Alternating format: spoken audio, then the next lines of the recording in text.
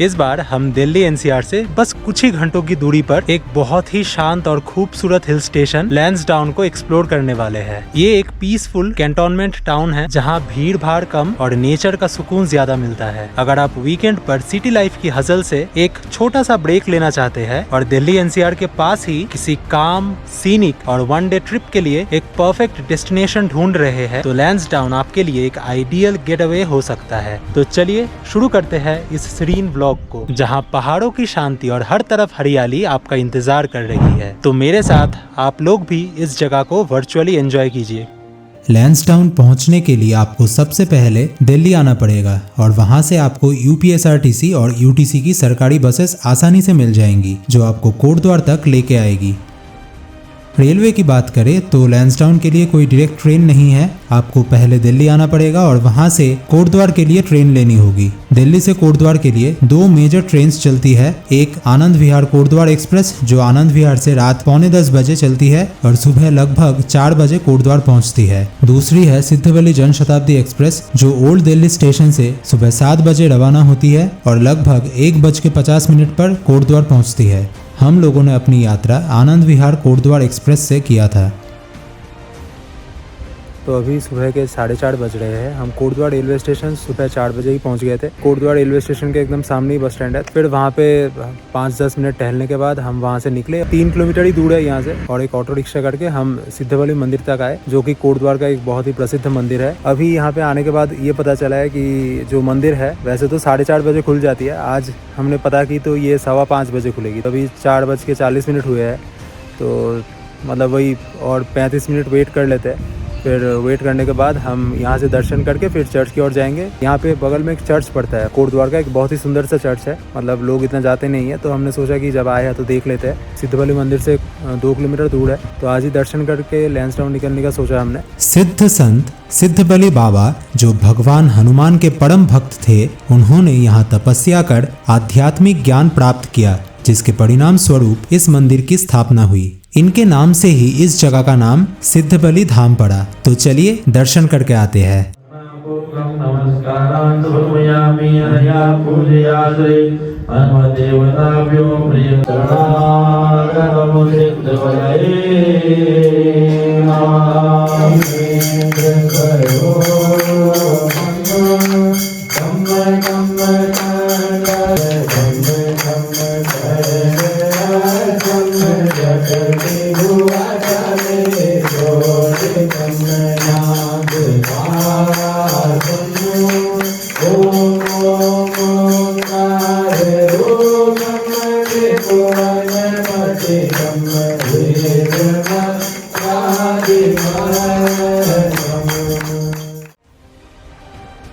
सिद्धबली मंदिर में भव्य दर्शन करने के बाद हमने यहीं पास स्थित दुर्गा देवी मंदिर में भी माता रानी के दर्शन किए। अगर आप सिद्धबली मंदिर में आ रहे हो तो आप यहाँ जरूर दर्शन कीजिएगा। इसके बाद हमने कोटद्वार बस स्टैंड तक पैदल ही जाने का फैसला किया। सुबह का सुहाना मौसम, ठंडी हवा और चारों तरफ पहाड़ों का सुकून, ये पूरा वॉक किसी पीसफुल मॉर्निंग नेचर ट्रेल से कम नहीं लग रहा था। क्योंकि Kotdwar Jim Corbett national park के सराउंडिंग फॉरेस्ट एरिया में आता है, इसीलिए यहाँ अक्सर वाइल्ड लाइफ देखने को मिल जाता है। हमारे साथ भी कुछ ऐसा ही हुआ जब अचानक रास्ते में हमें एक हाथी देखने को मिल गया। इसी रास्ते में एक बहुत ही खूबसूरत और शांत सा चर्च पड़ता है जिसका आर्किटेक्चर काफी यूनिक सा है और यहाँ हमने कुछ देर रुककर उसकी सुंदरता और पीसफुल वाइब्स को एंजॉय किया। फिर हम कोटद्वार बस स्टैंड पहुंचे जहां से हमें लगभग 8 बजे लैंसडाउन के लिए बस मिल गई।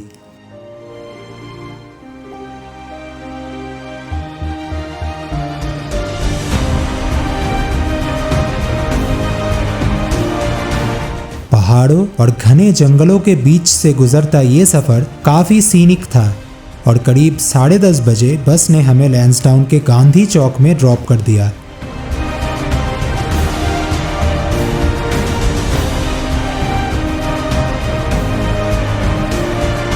हमने अपना स्टे मयूर होटल में बुक किया था जो गांधी चौक के बिल्कुल ही पास था। होटल पहुंचकर हमने थोड़ा रेस्ट किया, फिर फ्रेश हुए, ब्रेकफास्ट किया और फिर निकल पड़े लैंसडाउन की खूबसूरती को एक्सप्लोर करने। सबसे पहले हमने कालेश्वर महादेव मंदिर में दर्शन किया, जिसका उल्लेख पुराणों में भी प्राप्त होता है। कालेश्वर महादेव मंदिर का नाम यहीं तपस्या करने वाले कलून नामक एक ऋषि के नाम पर पड़ा। मान्यता है कि जिस स्थान पर ये मंदिर आज स्थित है वहाँ लगभग 5000 वर्ष पहले घने जंगलों से घिरी एक गुफा हुआ करती थी।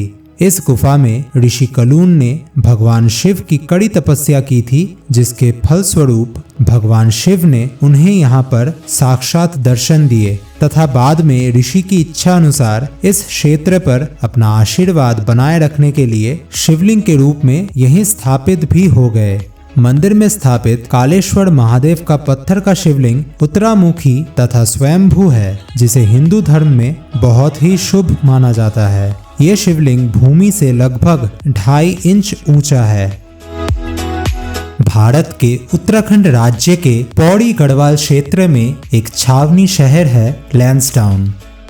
हरी भरी पहाड़ियों की प्राकृतिक सुंदरता के बीच 1887 में लैंसडाउन शहर को बसाया गया। समुद्र तल से इस स्थान की ऊंचाई 1706 मीटर है। वैसे तो लैंसडाउन का मूल नाम कालूडांडा था, जिसका गढ़वाली भाषा में अर्थ होता है काले पहाड़। लेकिन ब्रिटिश काल में भारत के तत्कालीन वाइसरॉय लॉर्ड लैंसडाउन के नाम पर इस शहर का नाम लैंसडाउन रख दिया गया। आज ये पूरा क्षेत्र गढ़वाल रेजिमेंट के अंडर आता है।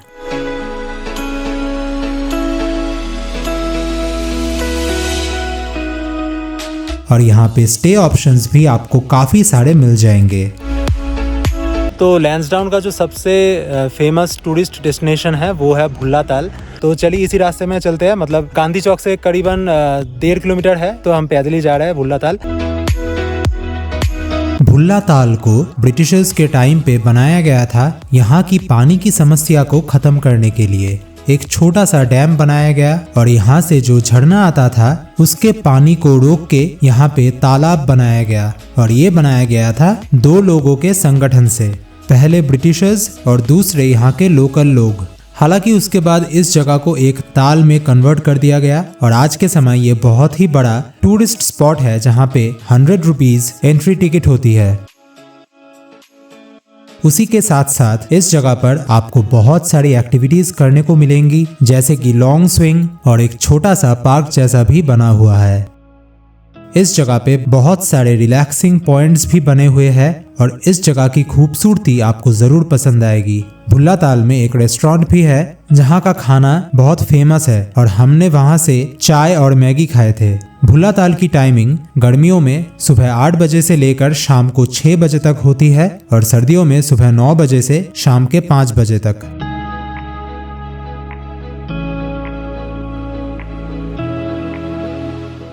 रोडोडेंड्रन्स है, मतलब बुरांस जिसे कहते हैं, और ये उत्तराखंड का स्टेट फ्लावर है।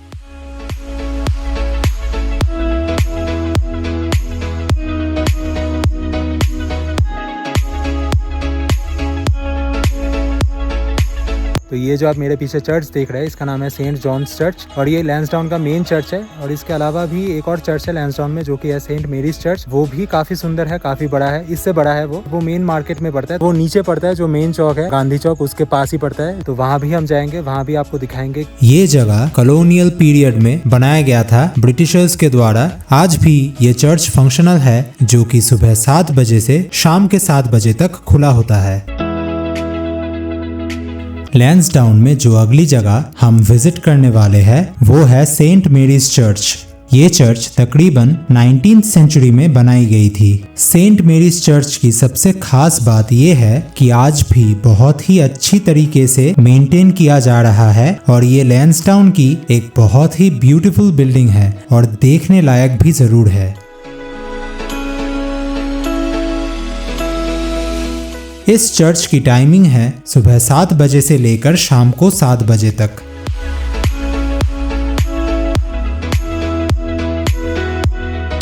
ये जो आप रास्ता देख रहे हैं, जो सेंट मेरीज चर्च है उसके साइड से एक रास्ता जाती है नीचे की तरफ, और ये आपका ट्रिप एंड ट्रैवल कैफे जो कि लैंसडाउन का एक बहुत ही फेमस कैफे है, वहाँ तक जाती है। सेंट मेरीज चर्च से एकदम पास में ही है, मतलब एकदम वॉकिंग डिस्टेंस पे है, 40 से 50 मीटर। इस जगह की सबसे खास बात यहाँ की वाइब्स है। यहाँ की सीटिंग बहुत ही कंफर्टेबल है और एम्बियंस एकदम कोजी और एस्थेटिक फील देता है। इतनी फंकी और यूनिक सीटिंग के साथ यहाँ बैठकर काफी रिलैक्सिंग फील आता है।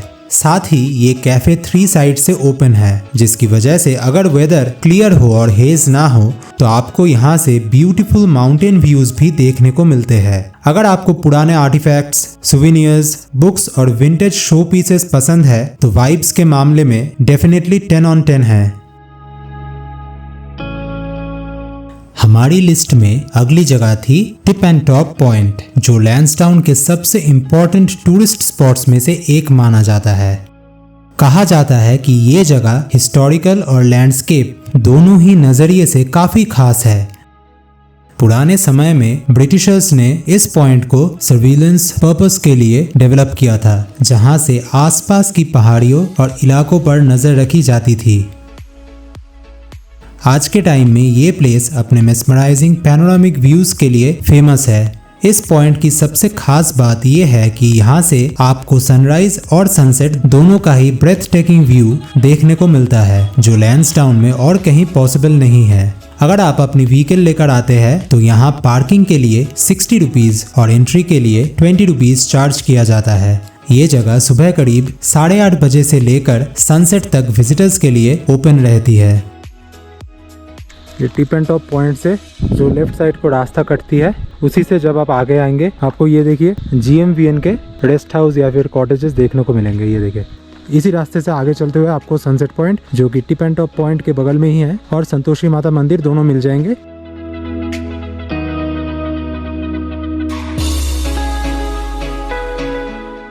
अगर लैंसडाउन की सबसे शांत और पीसफुल जगह की बात करें तो संतोषी माता मंदिर का नाम जरूर आता है।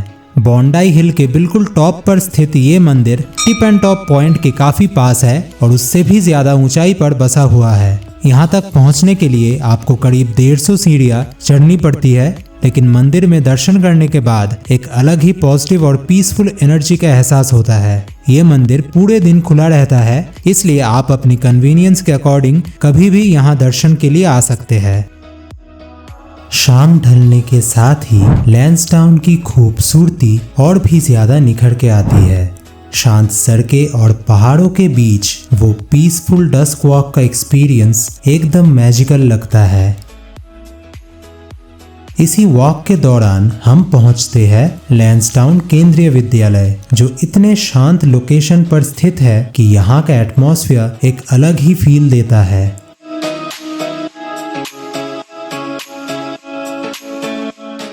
सनसेट के सॉफ्ट कलर्स और पहाड़ों के व्यूज के साथ ये मोमेंट सच में काफी रिलैक्सिंग और मेमोरेबल बन जाता है। और इसी खूबसूरत शाम और सुकून भरे पलों के साथ हमने लैंसडाउन में अपने इस दिन को समाप्त किया। जब सुबह की पहली किरणें लैंसडाउन को धीरे धीरे नींद से जगा रही थी और पहाड़ों पर बिछी धुंध चिड़ियों की मधुर आवाजों में घुल सी गई थी, तब हम उन शांत सड़कों पर प्रकृति के बीच एक खूबसूरत मॉर्निंग वॉक का सुकून भरा अनुभव ले रहे थे। और ऐसे ही उन शांत सड़कों पर चलते हुए हम पहुंचे भीम पकोड़ा। कहा जाता है कि महाभारत काल में पांडव इस स्थान पर आए थे। मान्यताओं के अनुसार महाबलशाली भीम जी ने यहाँ इन विशाल पत्थरों को इस तरह बैलेंस किया था कि आज भी ये एक दूसरे के ऊपर अद्भुत तरीके से टिके हुए हैं, और इसी वजह से इस जगह का नाम भीम पकोड़ा पड़ा है। यही इस जगह की खासियत है। तो मेरे पीछे आप जो ये जंक्शन देख रहे हैं ना, जहाँ से 3 रास्ते कट रहे हैं, और ये नीचे वाली जो कच्ची सड़क है, इसी रास्ते से अगर आप चलेंगे करीबन 800 मीटर 900 मीटर तो आप पहुंच जाएंगे भीम पकोड़ा, जो गांधी चौक है, लैंसडाउन का मेन गांधी चौक। वहाँ से आपको यहाँ तक आने में करीबन 15 मिनट लगेंगे, और फिर यहाँ से 900 मीटर नीचे का रास्ता जो जा रहा है, क्योंकि कच्ची हुई सड़क है और बहुत ज़्यादा स्टीप भी है, इस वाले पॉइंट से वहाँ तक पहुँचने में करीबन 15-20 मिनट और लगेंगे। लैंसडाउन के आर्मी कैंट के एरिया में गढ़वाल म्यूजियम और स्नो व्यू पॉइंट के बिल्कुल सेंटर में आपको ये गार्डन देखने को मिलेगा। और इस गार्डन की सबसे बड़ी पहचान है इसके बीचों बीच ये फाइटर जेट। दड़वान सिंह संग्रहालय, जिसे वॉर म्यूजियम के नाम से भी जाना जाता है, गढ़वाल राइफल्स की वीरता, इतिहास और शौर्य को समर्पित है। म्यूजियम सुबह 10 बजे से शाम के 6 बजे तक खुला रहता है। इसके बाद अपनी लैंसडाउन यात्रा को और भी आध्यात्मिक और यादगार बनाने के लिए हमने अपनी आखिरी मंजिल तारकेश्वर महादेव मंदिर की ओर सफर शुरू किया। लैंसडाउन से लगभग 40 किलोमीटर दूर हजारों देवदार के पेड़ों से घिरे घने जंगलों के बीच स्थित है तारकेश्वर महादेव मंदिर। पौराणिक कथाओं के अनुसार तारकासुर नाम का एक राक्षस ने इसी स्थान पर भगवान शिव की कठोर तपस्या करी थी। उसकी भक्ति से प्रसन्न होकर महादेव ने उसे अमरता का वरदान दिया और कहा कि पूरे संसार में केवल उनका पुत्र ही तारकासुर का वध कर सकेगा।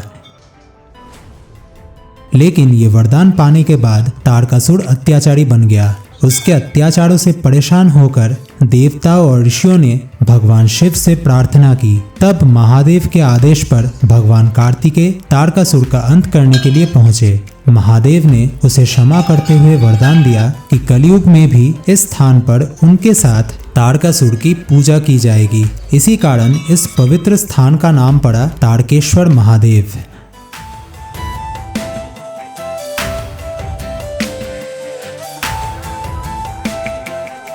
मंदिर में बंधी हजारों घंटियां श्रद्धालुओं द्वारा महादेव को अर्पित की जाती है, जो यहाँ की भक्ति और आस्था को और भी विशेष बना देती है। लैंसडाउन के इस खूबसूरत सफर को हम यहीं समाप्त करते हैं। अगर आपको ये वीडियो पसंद आया हो तो इसे लाइक, कमेंट और शेयर जरूर कीजिएगा। फिर मिलते हैं किसी और नए सफर पर। तब तक के लिए प्रणाम।